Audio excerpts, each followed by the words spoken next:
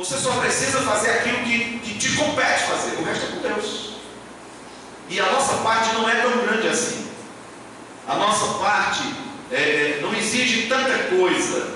Nós às vezes é porque valorizamos demais as coisas e achamos que elas são grandes demais. E a gente torna um sacrifício grande demais. Deus não está interessado nisso. É voluntariamente. A adoração é voluntária. O serviço é voluntário. Arde o coração. E você já conta com a mão de Deus na sua vida. Não é maravilhoso isso? Você ter a presença de Deus? Tudo que você for fazer em relação à glória do nome de Deus, tudo que você for fazer em relação à expansão do reino de Deus, já tem a mão de Deus lá. Não se preocupe, você não está sozinho. O Senhor está contigo. E é o Senhor, com o seu poder, quem vai fazer a obra. Então, aonde Deus te colocou, você não precisa ter medo de fazer a obra de Deus, porque a mão do Senhor já está presente. Se nós vamos lá, a mão do Senhor vai conosco e representa a presença do Senhor, representa o braço forte do Senhor, representa o cuidado, a providência, a proteção, o sustento. A mão do Senhor está conosco. Então, se você depender do poder de Deus e tiver compromisso e tiver fidelidade, a mão do Senhor vai contigo. Amém? Amém. A mão do Senhor vai contigo. E quando a mão do Senhor está presente, aí, meu amigo, não tem quem não queira. Ninguém pode resistir o povo de Deus. Não há portas de ferro, não há trancas, não há fechaduras, não há dificuldade. Deus vai adiante e vai disparatando, e vai quebrando tudo, e vai preparando o caminho, e vai providenciando maravilhosamente muito mais do que você possa imaginar. O trabalho de Deus conta com a bênção de Deus. Aqueles irmãos estavam fugindo, estavam sofrendo, angustiados, certamente passando fome. Eles não tinham um local seguro para dormir, mas eles tinham um alvo, propósito, fidelidade, compromisso. Vou pregar o Evangelho do meu Senhor Jesus. Isso é o mais importante. O mais importante não é ter comida todo dia. O mais importante é pregar o Evangelho do Senhor Jesus. E essa foi a missão que Ele me confiou. O mais importante não é ter uma vida garantida futuramente. O mais importante é que eu posso pregar o Evangelho. Isso é tudo. E eu já conto com a mão do Senhor, a bênção de Deus. É interessante, porque quando Barnabé ali chega, e Barnabé, apesar da Bíblia não ter tanto destaque para ele, mas é um homem admirável. É um homem admirável. Um homem, ele não desiste das pessoas. Não desiste. Nesses primeiros momentos aqui, depois da conversão de Paulo, você vai ver sempre quando aparece ele e Paulo, Barnabé e Saulo. Barnabé vem primeiro. Sempre. Barnabé e Saulo. Barnabé e Saulo. Chega um momento que naturalmente isso inverte. Passa a ser Paulo e Barnabé. Paulo e Barnabé. Ele não estava preocupado se ele ia ser o mais visto, o mais louvável, o grande líder. Ele até entendeu que ele não seria esse homem, mas é um coração fantástico. Quando você olha o versículo 24, diz que ele era um homem bom, cheio do Espírito Santo e de fé. Um homem bom. A gente sabe que bom só Deus. Mas aqui significa um homem que tem bondade, um homem que expressa bondade, que expressa gratidão, cheio do Espírito Santo, guiado com a mente cristã, guiado pela palavra, pela presença do Espírito Santo, e de fé. Um homem de confiança, um homem de fé faz coisas extraordinárias. E esse era Barnabé, ele tinha tudo. Ele tinha tudo. Um homem cheio do Espírito Santo, ele vai entender a hora de sair de cena. Ele vai entender a hora de ser substituído. Ele vai entender a hora do seu colega tomar aquele lugar de destaque. E ele não está preocupado com isso, porque é o reino de Deus que está crescendo. E acima de tudo no coração, assim está o reino de Deus. Mas no versículo 22 diz que quando ele chega lá, quando chegou aos ouvidos da igreja, que estava em Jerusalém, eles enviaram Barnabé até Antioquia. Verso 23, quando ele chegou lá, ele viu a graça de Deus. Eu acho que essa cena aqui ela é extraordinária, né? Lucas resume dessa forma, mas o que será que Barnabé viu que é definido dessa forma? Graça de Deus. Eu não tenho nenhuma dúvida de que ele viu primeiramente pessoas salvas. Quando ele chega lá, que ele vê a multidão de gente, porque a igreja de Jerusalém a igreja onde estavam os apóstolos. O pessoal saiu fugindo, mas os apóstolos ficaram lá. O livro de Atos diz isso no capítulo 7 e capítulo 8. Os apóstolos ficaram. E aí eles de repente estão lá fazendo seu culto, bem reunidos, sem perseguição. Aí eles escutam, sabe aqueles irmãos que fugiram? Eles se tornaram missionários.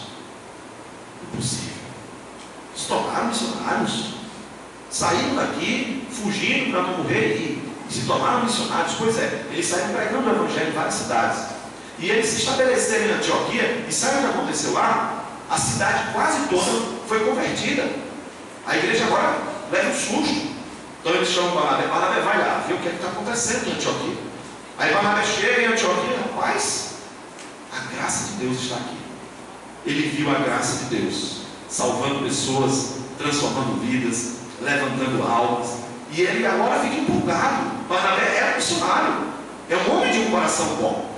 É um homem de um coração pastoral. E ele entende que aquelas pessoas precisam de ajuda. Eu não posso voltar mais para Jerusalém, não. Ele só manda notícias lá para os apóstolos.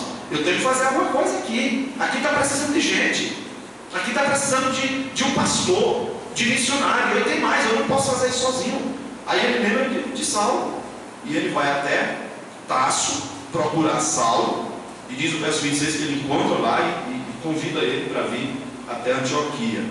E ali eles ficam durante um ano tratando do crescimento espiritual daquelas pessoas.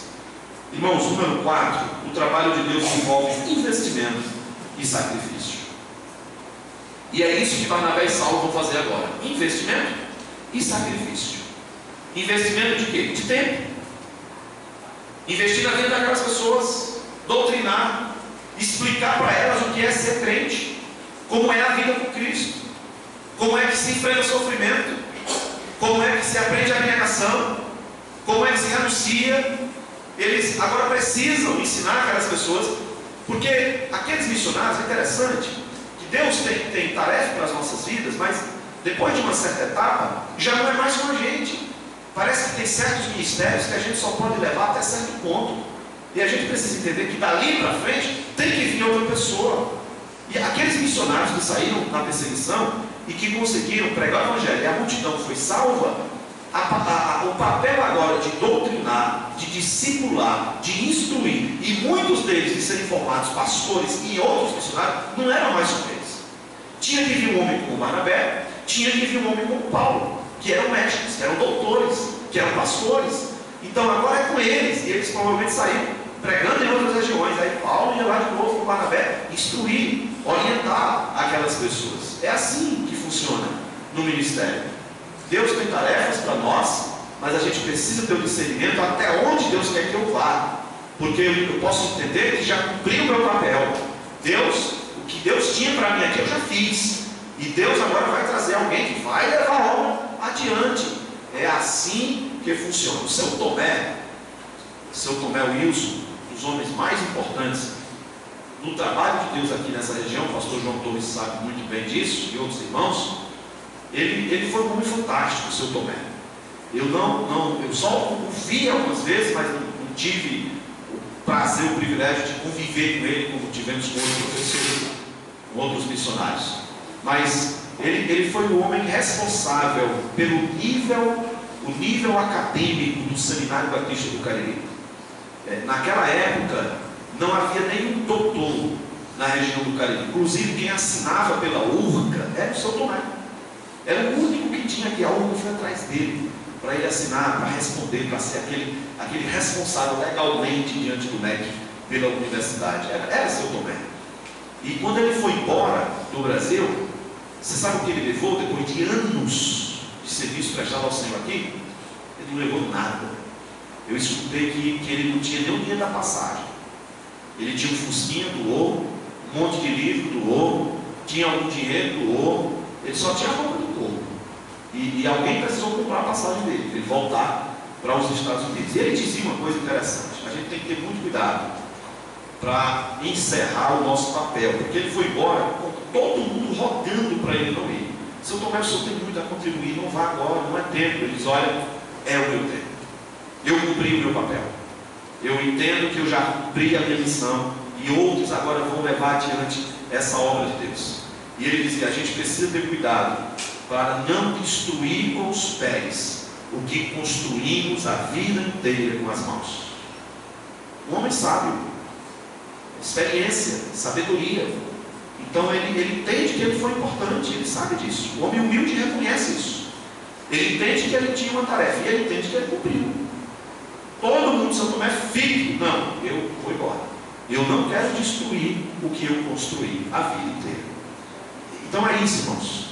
É isso que nós aprendemos aqui com Saulo e com Barnabé na expansão da obra missionária. Missão cumprida, vamos em frente. Deus vai mandar outro. O trabalho de Deus conta com a bênção de Deus, conta com o poder de Deus. Não existe essa história de ninguém substituível. Deus é quem faz a obra, o trabalho é de Deus, a igreja é de Deus, a obra missionária é de Deus. Mas aqui envolve investimento e sacrifício. Eles investiram pesado naquelas pessoas. E para isso eles se sacrificaram. Porque eles trabalharam o ano inteiro. Eu imagino que eles não pararam. Manhã, de tarde e noite. Eles investiram pesado. Eles se sacrificaram para isso. O versículo 25, quando mostra que Barnabé foi à procura de Saulo, não simplifique esse versículo. Porque havia uma desconfiança com relação à conversão de Saulo. Os apóstolos mesmo estavam desconfiados. Por quê? Porque Saulo era um perseguidor da igreja, era um fariseu, era um assassino, perseguia os cristãos, matou os cristãos. Lá no capítulo 7, ele estava junto matando as pessoas, aprovava os que tiraram a vida do Estevão. Ele foi para Damasco, estava indo para Damasco para prender os cristãos, para jogá-los na cadeia. Então de repente vem a notícia: Saulo foi convertido ao Evangelho, aos apóstolos. É isso? Impossível, nós não queremos esse homem com a gente. E ainda recebeu o nome de apóstolo? Absolutamente. Houve uma desconfiança. E ele fica cego por causa do encontro que ele teve com o Senhor. Os irmãos lembram da passagem: Saulo, Saulo, por que me persegues? Ele não imaginava que estava perseguindo Jesus. Porque uma coisa ele tinha: ele achava que estava fazendo a vontade de Deus. Não era só por perversidade, não. Ele achava que aquilo ali era a vontade de Deus. E ele diz: eu tinha zelo por Deus, mas não com entendimento, quando ele se entregou aos romanos. Então ele era zeloso, ele era um homem de boas intenções, mas isso não é suficiente. E quando Jesus aparece a ele, tem uma visão lá, e ele cai do cavalo, e Jesus dirige a ele a palavra: por que me persegues? A pergunta de Saulo é interessante: quem és tu, Senhor? Parece que ele percebe que é o Senhor que está ali. E o Senhor diz: olha, você não pode lutar contra o rei. E ele então tem um encontro pessoal. Jesus mesmo aparece a ele. Para ser apóstolo tinha que ter visto Jesus ressurreto. Ele viu nessa visão. Mas ele diz: olha, eu nem sou digno de ser chamado apóstolo. Eu sou como que nasceu fora de tempo. Nasci fora de tempo, mas trabalhei muito mais do que todos eles juntos. É interessante, ele tem um conceito correto de si. Eu não sou digno, nasci fora de tempo, mas se botar na balança, eu trabalhei mais do que eles tudinho. A graça de Deus operava junto comigo. E ele sabia exatamente da importância que ele tinha para o rei. Então ele fica lá, ele é levado, fica 3 anos. Depois ele vai ter a visão restaurada. Deus manda Ananias ir lá. Aparece para Ananias, um homem de Deus. Ananias vai orar para que ele restaure a vista. Ananias: não, Senhor, não posso fazer isso. Esse homem é um perseguidor. Esse homem matou nossos irmãos. O Senhor está mandando eu ir lá orar. E Deus diz: vai, porque ele vai ver o quanto importa sofrer pelo meu nome. Aí a vida de Paulo é uma vida marcada por sofrimento até o fim. É açoite, é prisão, é tempestade, é acusação, é injustiça, é expulsão da igreja, e é preso várias vezes, e as pessoas queriam matar. Logo na conversão ele teve que fugir escondido para não morrer. E por fim ele perde a cabeça quando foi decapitado por ordem de Nero. Mas ele foi um homem importante. Quando se escuta da sua conversão, os apóstolos não acreditam. Havia uma desconfiança com relação a Saulo. O que é que Barnabé faz?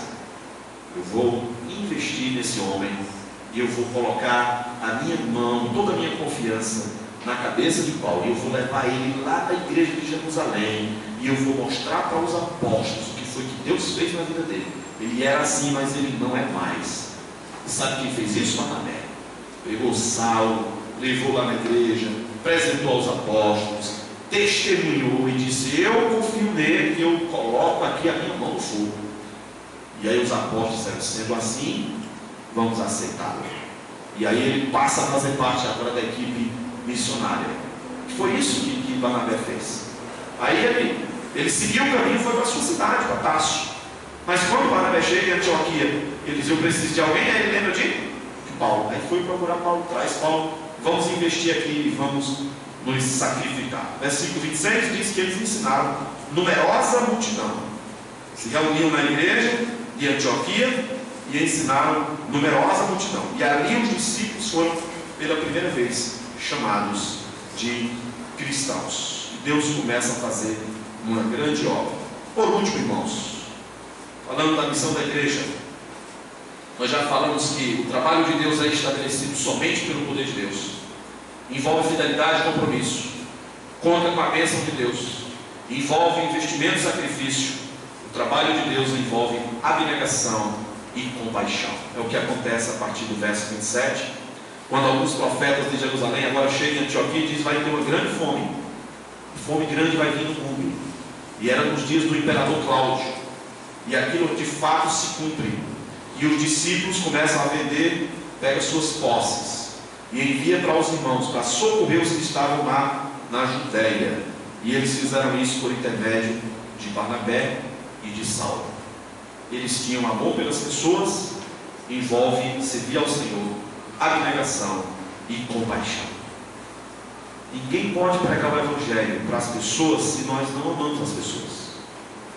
Se não tivermos compaixão quando olhamos para os perdidos, que eles estão perdidos, sem esperança e sem Deus, caminhando para o inferno sem Cristo. Se não é despertada a compaixão, se não nos comovemos, se não sentimos piedade, se não há nada no nosso coração que nos mova, abre mão um pouquinho, abnegação e compaixão, nós não podemos fazer o trabalho de Deus. Quando você olhar para as pessoas, olhe com compaixão para as pessoas. Quando olhar para os irmãos, olhe com compaixão para os irmãos. Olhar para as pessoas em necessidade, olhe com compaixão. Elas estão perdidas sem Cristo. Se nós tivermos essa consciência, pelo menos o nosso pensamento vai mudar. E se o nosso pensamento mudar, as nossas atitudes mudarão também. O nosso coração muda. Aí nós vamos ter mais compromisso. Aí nós vamos ser pessoas boas, cheias do Espírito Santo, de fé. Nós não vamos medir esforços. Nós vamos exercer compromisso e fidelidade. Nós vamos ter amor pelas pessoas. Nós vamos usar a nossa vida da melhor maneira possível. Como você pretende usar a sua vida? O que você vai fazer de sua vida? De que forma Deus pode contar contigo? Nós estamos passando pela vida ou nós queremos ser alguém dentro do plano de Deus nessa vida? Nos comovemos ou não? Está bom assim. Queremos ir adiante ou queremos ficar em Jerusalém?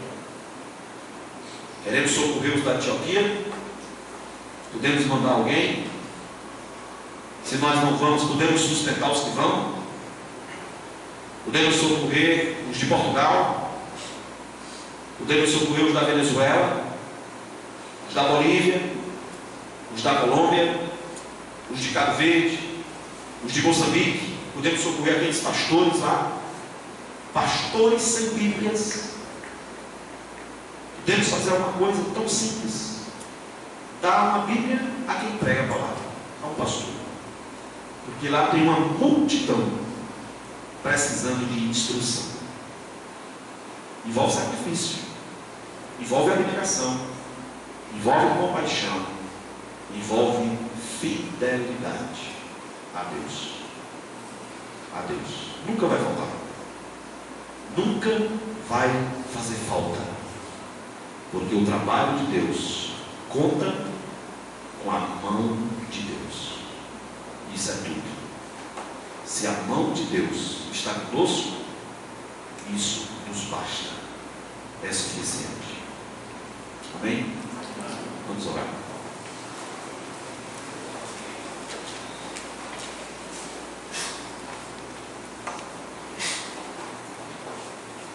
Nosso Pai, muito obrigado pela Tua palavra.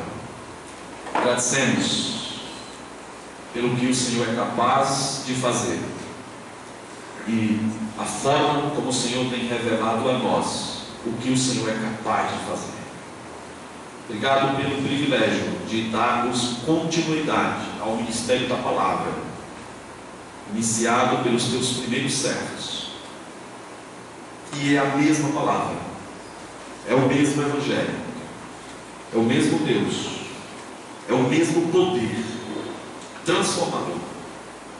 As pessoas são as mesmas, os mesmos corações carentes, perdidas, sem esperança no mundo.